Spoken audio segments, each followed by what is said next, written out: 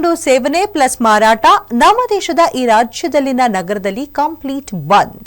ಅಪ್ಪಿತಪ್ಪಿಯೂ ಎಲ್ಲೂ ಮದ್ಯ ಮತ್ತು ಮಾಂಸ ಮಾರಾಟ ಮಾಡೋಕೆ ಅವಕಾಶ ಇಲ್ಲ. ಇಲ್ಲಿನ ಜನರು ಇದನ್ನ ಖುಷಿಯಿಂದ ಸ್ವೀಕರಿಸಿದ್ದಾರಂತೆ. ಯಾವ ರಾಜ್ಯ, ಯಾಕೆ, ಈ ಬಗ್ಗೆ ಹೇಳ್ತಾ ಹೋಗ್ತೀನಿ ನಾನು ಆದರ್ಶಿನಿ.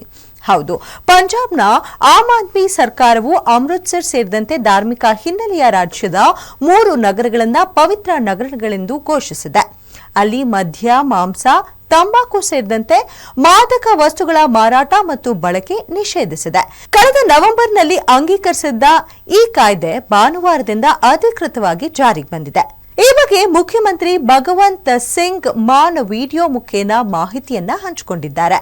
ಅಮೃತ್ಸರ, ತಲ್ವಾಂಡಿ, ಸಾಬೋ ಮತ್ತು ಅನಂತಪುರ್ ಸೇರೋ ನಗರಗಳನ್ನ ಪವಿತ್ರ ನಗರಗಳೆಂದು ಘೋಷಿಸಲಾಗಿದೆ.